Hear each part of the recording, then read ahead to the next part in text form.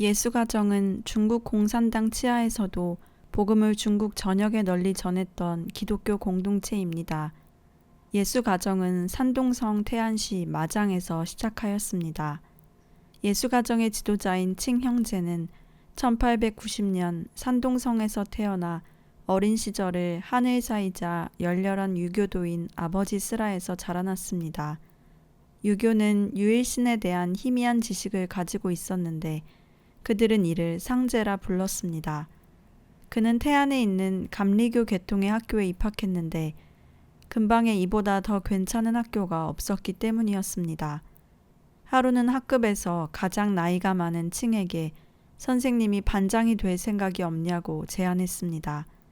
그러던 어느 날 누군가 그가 반장이므로 세례를 받는 것이 마땅하다고 고집하는 바람에 그는 그가 기독교에 대해 여전히 강하게 반발하고 있으면서도 유교의 중용의 도에 의해 이 제안을 받아들였습니다. 칭은 대학을 졸업한 후에 다른 사람의 소개로 기독교 고아원에 가서 가르치게 되었는데 그곳에서 외국 선교사들과 친숙해졌습니다. 한 미국인 선교사가 칭에게 중국어를 가르쳐달라 하여 두 사람은 자주 왕래하게 되었습니다. 하루는 그가 성경책을 보다 무의식 중에 요한복음 1장의 말씀을 읽게 되었습니다. 태초에 말씀이 계시니라. 이 말씀이 하나님과 함께 계셨으니 이 말씀은 곧 하나님이시니라. 그가 태초에 하나님과 함께 계셨고 만물이 그로 말미암아 지은 바 되었으니 지은 것이 하나도 그가 없이는 된 것이 없느니라. 그 안에 생명이 있었으니 이 생명은 사람들의 빛이라. 그는 이것을 보고 크게 놀랐습니다. 이제껏 돌을 찾으려 하였으나 찾지 못하였는데 뜻밖에도 이 성경 속에서 그 돌을 찾게 된 것입니다. 이 예수가 바로 자기가 찾던 그 돌하는 것을 깨닫게 되었습니다. 예수님이 공자보다 위대하고 세상의 유일한 구주임을 알게 되자 그는 기독교로 개종했습니다. 그가 예수님을 더 알고 나서 그분을 따르기로 마음먹었을 때 그의 양심을 찌르는 큰 위기가 닥쳐왔습니다. 그에게는 이혼한 경력이 있었습니다. 수년 전 이미 결혼을 했는데 아내가 시집 오기 전 한 행동에 의심을 품었습니다. 그래서 그녀를 심하게 박대하고 고생시키고 후에는 이혼 증서와 함께 친정집으로 쫓아냈었습니다. 당시 중국에는 봉건 사상이 강하여 한 여자가 이혼을 당하면 그녀를 비천하고 불결한 사람으로 취급하였습니다.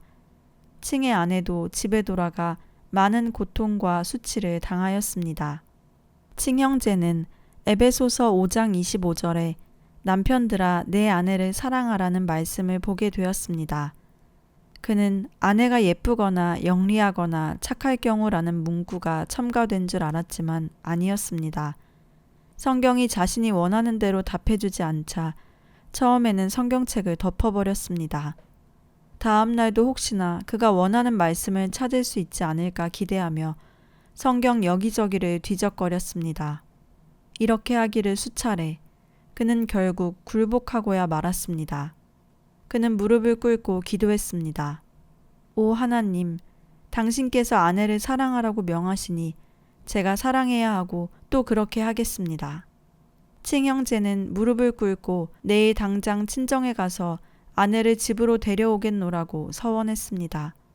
그런데 그녀의 발은 전족을 하였기 때문에 집까지 24km의 거리를 걸어올 수 없었습니다.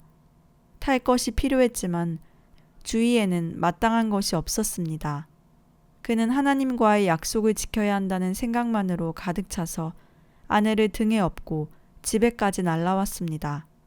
그들이 함께 막 집 문턱을 넘어섰을 때 성령님이 그들 부부의 머리 위에 내리셨습니다. 칭 형제와 그의 아내는 그들의 전 재산을 팔아서 가난한 사람들에게 나누어 주었습니다. 그리고 마음을 같이 하는 몇몇 형제들과 함께 협동 조합 매점을 경영하기도 하고 명주를 짜기도 했습니다. 그리고 후에는 그들이 주님께 바쳤던 대지 위에 교회와 농장을 세웠는데 이 교회는 예수가정 운동의 중심부 역할을 하는 교회가 되었습니다. 이 운동의 본산지가 된 이 지역은 칭 형제의 증조부가 사두었던 땅이었습니다. 하나님께서 100여 년 전 당신이 쓰실 그릇을 미리 준비해 놓으신 것입니다. 그 후 그는 복음 증거에 헌신하기로 결심하고 그의 외조카와 다른 한 형제 퉁행신과 함께 외지에 가서 복음을 전하고 부흥 집회를 인도하였습니다. 비록 그들은 이름 있는 학자였지만 당시에 예수님 믿는 사람이 많지 않아서 그들을 제대로 대접해주는 사람이 없었습니다. 그들은 나무판자에다 천국이 가까우니 회개하고 예수 믿으라고 쓴 종이를 이 마을 저 마을로 붙이고 다니면서 복음을 전했습니다. 점심을 먹을 수 없어서 마을 밖에 앉아 금식 기도를 하였고 굶주림과 추위 속에서 떨며 복음을 전했습니다. 칭은 본래 신체가 허약했는데 장기간 굶고 추위에 떨다 보니 심하게 기침을 하였습니다. 그러나 그는 병든 몸을 이끌고 계속 일을 했습니다. 그들의 사역의 축복을 받아 믿는 이가 하루가 멀다 하고 늘어나게 되었고 이들 모두 함께 생활하였습니다. 돈을 벌어올 사람이 없었으므로 몇 명의 형제들은 늘 나가서 남의 상리를 해주고 그것으로 복음 사업과 생활을 유지하였습니다. 생활은 빈곤했지만 형제들은 서로 사랑하며 친형제보다 더 친하게 지냈습니다. 무엇보다도 주님이 함께 하심으로 고생스러워도 기뻤습니다. 예수가정 공동체는 예수님께서 가라사대 내가 온전하고자 할진대 가서 내 소유를 팔아 가난한 자들을 주라. 그리하면 하늘에서 보화가 내게 있으리라. 그리고 와서 나를 쫓으라. 누구든지 하나님의 뜻대로 하는 자는 내 형제요 자매요 모친이니라 는 말씀에 기초를 두었습니다. 보편적으로 각 사람마다 땅과 집을 팔아 다른 사람을 구제했으며 어떤 사람은 판 것 모두를 예수 가정에 바쳐 사람들을 구제하였습니다. 해방 후 전국에서 계급 성분을 정할 때 지주와 자본가는 탄압을 많이 받고 토지와 부동산을 다 몰수당했습니다. 그러나 예수 가정의 많은 형제 자매들은 이미 재산을 다 나누었으므로 이 재난을 무사히 넘어갈 수 있었습니다. 예수 가정 전체 구성원들은 모두 힘써 일하고 고생을 두려워하지 않아 즐겁게 봉사하고 헌신했습니다. 예수 가정에는 첸과 헬렌이라는 두 명의 훌륭한 여성 지도자가 있었습니다. 주님께서 그들을 부르셨을 때 둘 다 북경 조산학교에서 근무하고 있었습니다. 첸 자매는 산부인과 박사였고 헬렌 자매는 그 학교의 강사였습니다. 그들은 모두 완숙한 젊은 여성으로 북경 사교계에서 특히 고위층 사교계에서 주목을 끌고 있었습니다. 둘 다 특히 스케이팅과 스포츠에 뛰어났습니다. 베시첸 자매는 부유한 한코우 가문 출신으로 친가와 외가 쪽 모두 2대에 걸친 기독교 집안이었습니다. 의학 공부를 결심했을 때만 해도 그녀는 열정적인 그리스도인은 아니었습니다. 그때는 사실 자신이 회심했는지조차도 의심스러울 정도였습니다. 북경 유니온 의과대학에 지원하였을 때 그녀는 입학시험에는 합격하였지만 신체검사에서는 떨어졌습니다. 다음으로 생각하고 있던 것이 홍콩이었는데 홍콩은 의학 과정을 영어로 마쳐야 할 뿐이 아니라 치열한 입학시험을 통과해야만 했습니다. 당시 영어로 수업하는 홍콩 의대를 졸업하고 영국에서 산부인과 대학원으로 유학하려 했으나 주님의 부르심을 따라 예수가정을 통한 복음 전파에 헌신했습니다. 그녀의 의학 경력은 헬렌 자매와 중국 각지에서 행했던 여성 복음화의 기반이 되었습니다. 헬렌 자매의 선조는 양가 모두 만주 제국의 관료였습니다. 그녀의 가족은 대가족이었는데 모두 엄격한 유교도들이었습니다. 그녀의 조부는 기독교인이 되는 날에는 누구건 그 이름을 족보에서 지워버리고 문중에서 내쫓겠다고 엄히 경고하곤 했는데 이는 조상 숭배 정신에 젖어있던 중국인에게는 여간 심각한 문제가 아닐 수 없었습니다. 이런 가풍에도 불구하고 헬렌 자매는 북경에서 인류로 꼽히는 장로교 계통의 여학교에서 공부하면서 기독교 학교의 가치를 발견하게 되었습니다. 그녀는 그곳에서 그리스도인으로서의 훈련을 받았는데 그 영향은 그녀의 평생에 미치는 것이었습니다. 어느 날 북경의 작은 선교회 모임에 초대받게 되었습니다. 그녀는 첸 자매와 같이 참가하던 가운데 모두 회심하여 눈물을 비 오듯 흘리면서 뜨거운 성령 체험을 했습니다. 이제 조산학교에 부흥의 불길이 번져나갔습니다. 첸과 헬렌이 지도자였던 젊은 중국 여성들의 모임에서는 몽고에서 복음을 전하고 병을 고치기 위해 단체를 조직하기에 이르렀습니다. 당시 능력 있는 유망한 젊은 여성들이 그리스도의 부르심에 응하여 모든 것을 포기하자 이것은 북경의 사교계나 교육계의 새로운 화제거리가 되었습니다. 남자들이 가진 간교를 짜내어 그들의 전도 여행을 방해하려 하였습니다. 문교부 장관은 남경에서 그 대학 학장에게 그들을 가지 못하도록 설득하라는 내용의 전보까지 쳐서 보냈습니다. 이 일이 실패하자 이제는 법관들을 고용해서 으름장을 놓으며 그들을 회심시킨 중국인 노목사를 부당하게 투옥시켰습니다. 이 일은 커다란 무리를 일으켰기에 이 목사는 그 사건에 대해 책임을 지지 않으면 안 되었습니다. 물론 그는 아무 죄도 짓지 않았으므로 무죄로 석방되었습니다. 이후 그 노목사도 자원하여 그들과 함께 국경선에 산부인과 진료소를 개설하였습니다. 이 기지를 설립한 후 그들은 광범위한 지역을 다니며 공경에 처한 여성들을 보살펴 주었습니다. 그러나 큰 건물의 태반이 유흥장으로 이용되었기에 지속적으로 사용할 만한 건물을 얻기가 힘들었습니다. 가족, 친척들의 눈에는 이들이 자초한 삶과 사역의 현장이란 말도 못하게 끔찍한 것으로 비춰졌습니다. 홍콩을 비롯한 중국 각지의 교회 지도자들도 그녀를 찾아와서는 돌아가자고 설득하였습니다. 그러나 유교 관리로 자부하던 헬렌 자매의 아버지는 그 광경을 보고는 매우 큰 감명을 받았고 급기야는 공자보다 더 크신 분에게 마음을 바쳐 그 사역에 동참하기 시작했습니다. 그때 칭형제 일행은 복음 전파를 위해 서북부 지방을 여행하던 중이었습니다. 이들을 만난 후 젊은 자매들은 둘로 나뉘어 반은 칭형제와 함께 여행하였고 반은 남아서 내몽고에서 사역을 계속하였습니다. 첸 자매는 그녀의 의술로 예수가정 식구들을 돌보았으며 탁월한 영어 실력으로 경건서적과 찬송가들을 중국어로 번역하였습니다. 헬렌 자매는 그녀의 경영 능력과 열정으로 예수가정 모든 부분에 영향을 끼쳤습니다. 예수가정의 칭형제는 증조부의 땅 3,600여 평을 예수가정 공동체의 부지로 내놓았습니다. 그 땅이 대를 이어오면서 56,000평으로 늘어나 거기서 예수가정 가족들 500여 명이 공동체로 살게 되었습니다. 공동생활을 하는 건 아니지만 주위 마을에 살면서 예수가정 교회에 다니는 일반 교인들도 500여 명이나 있었습니다.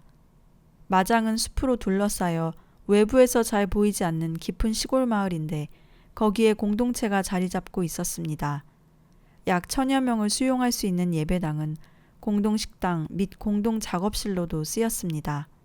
칭형제의 헌신된 삶과 그의 전도를 통하여 많은 형제 자매들은 마장에서 함께 공동체를 이루었습니다. 그 후 이들의 신실한 삶에 이끌린 많은 사람들이 마장으로 들어오게 되었습니다. 예수가정은 약 5만 평의 대지에서 농사를 지으면서 사도행전 2장과 4장의 삶을 실천하고자 모든 재산을 공동 소유하여 한 가족으로 살았습니다. 예수님을 가장으로 하여 예수님의 명령을 이루기 위해 예수 세 가족으로 함께 사는 것이 예수가정의 목적이었습니다. 농업은 그들의 모든 생활의 근본이었습니다. 그들은 뛰어난 근면성으로 식량과 경제 문제를 자급자족하였으며 경제적으로 풍족한 생활을 영위하였습니다. 또한 노동을 하나님이 맡기신 신성한 위탁으로 여겨 모든 공동체 식구들이 각종 노동에 참여했습니다. 예수가정의 노동은 논농사, 밭농사와 함께 가축부, 목공부, 제화부, 제과부, 대장간, 기계공작부, 전기부, 석공부, 유치부, 학교, 섭외부, 재정부, 인쇄부 및 재본소 등의 작업 분야로 구성되어 있었습니다. 주님의 이름으로 행해지는 노동은 모두 하나님께 드리는 예배였습니다. 기도는 노동이요 노동은 기도라 하는 6세기 성 베네딕트의 말이 그대로 실천되는 곳이었습니다. 숲으로 둘러싸여 있으면서 공동체 중앙에 위치해 있는 예수가정의 예배당은 모든 일의 중심지였습니다. 누구든지 새벽 4시만 되면 잠자리에서 일어나 바로 예배당으로 갔습니다. 새벽 기도회는 통성 기도로 시작해서 1시간 정도의 간절한 기도 후에 설교와 간증이 이어졌습니다. 오전 9시부터는 각 부서별로 하루 일과가 시작되었습니다.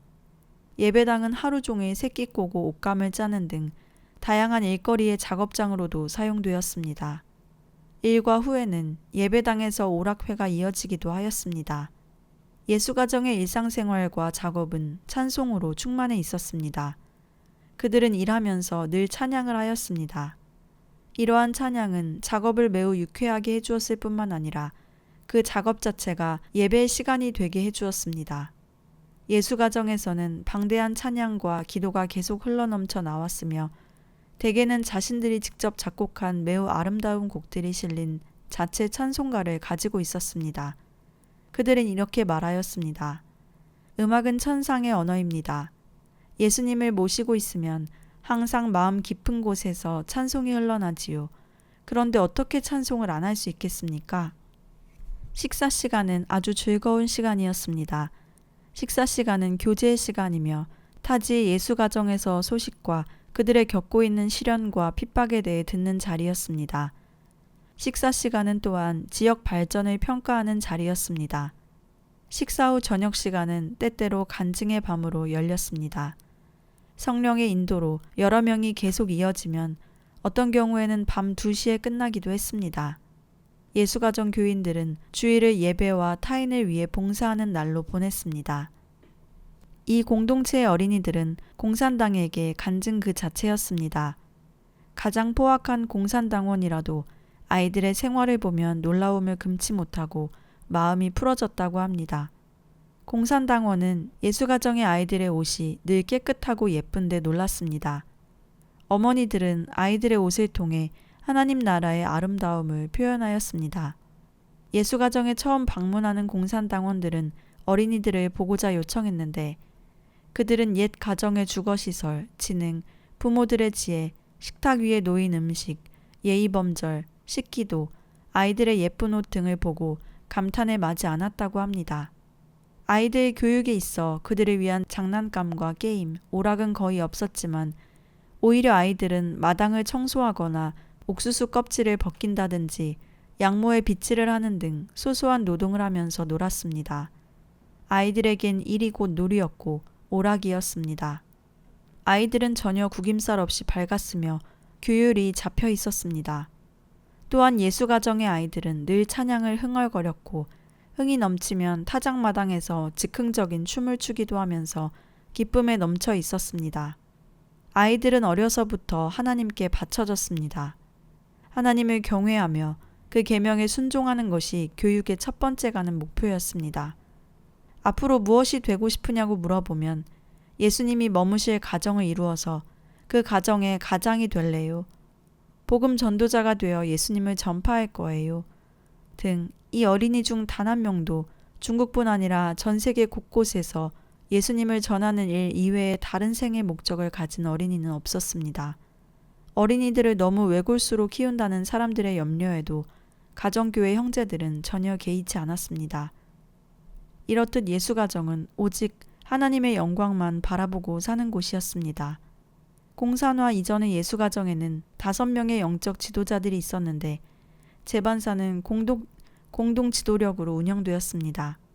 예수가정에서 즐겨 부르는 한 찬송가는 예수가정의 지도력이 어떻게 행사되는지를 잘 보여줍니다. 사랑은 예수가정을 다스리는 원리, 사랑은 천상의 개념, 하나님의 사랑으로 우리는 한 가족, 성령 안에서 한 형제가 되었네. 지도력은 미약하나 그리스도 몸의 생명력은 강대하다네.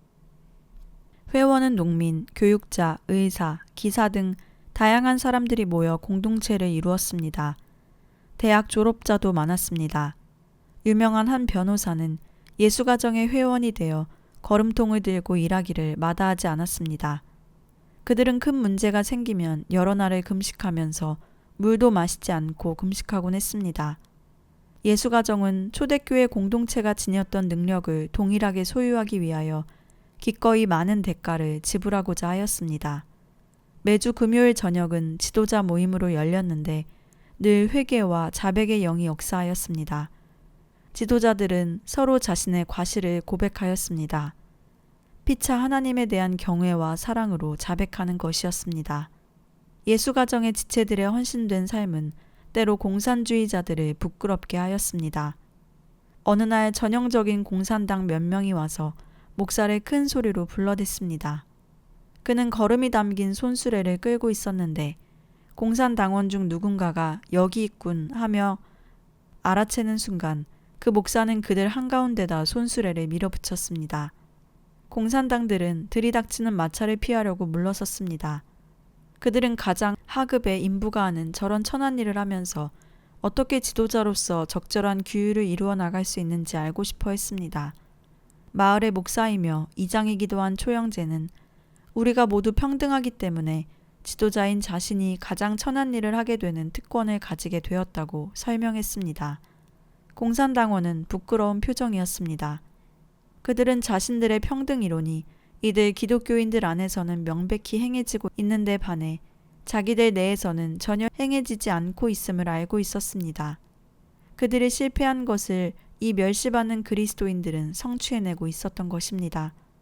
중국의 공산당들은 자신들의 토지 분배 이론을 자랑했습니다. 그러나 중국의 지주들을 고문이나 처형으로 위협해서 강제로 하는 경우뿐이었습니다.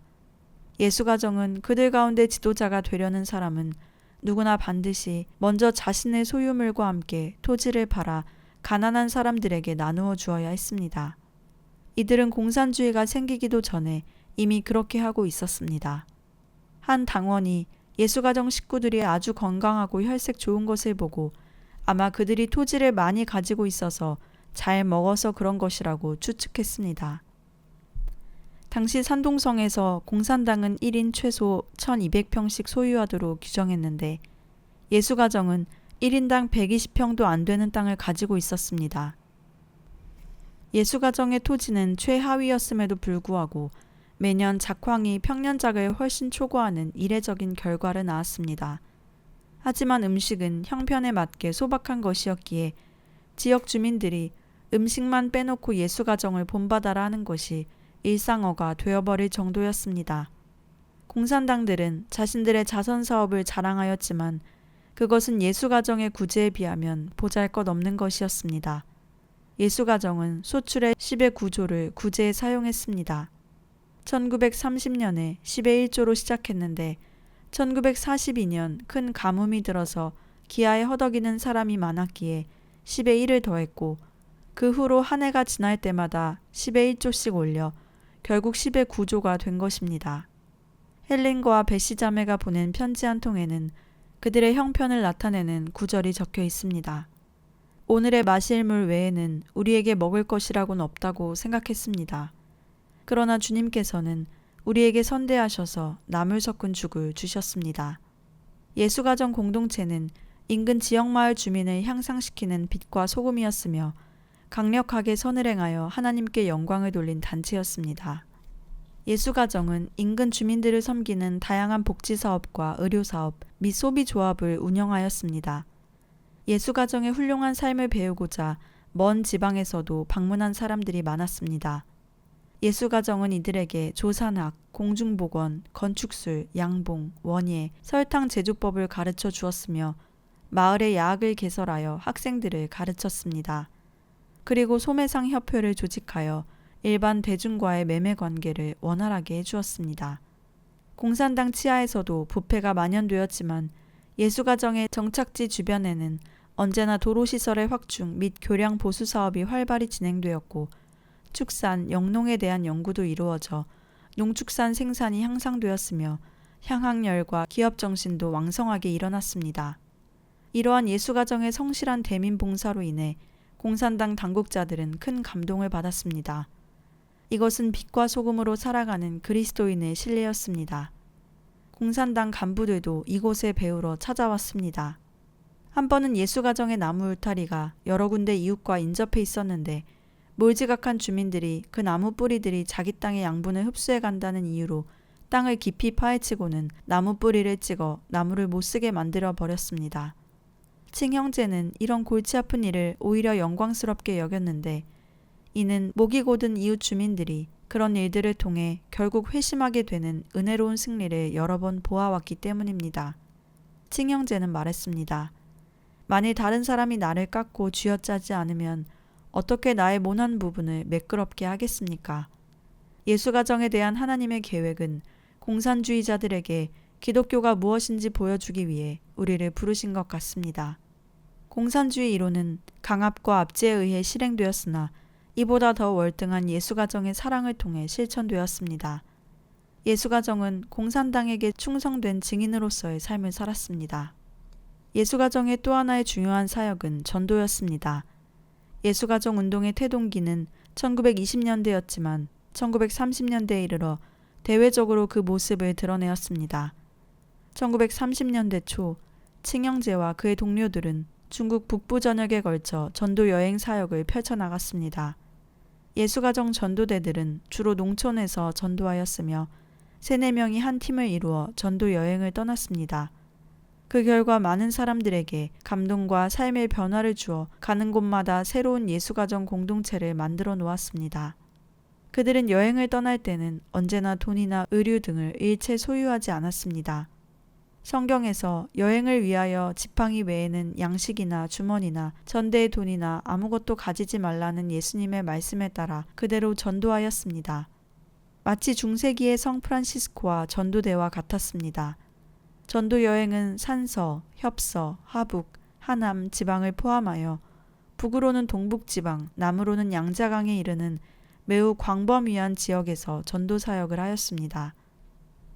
1949년 봄에 중국 선교사였던 로밍 목사는 남경의 남쪽 어느 시골 마을을 방문했는데 그 마을은 수십 년 동안 한 번도 기독교에 발이 닿지 않았던 곳이었음에도 불구하고 기독교인들이 함께 모여 사는 8가정이 있음을 발견하였습니다.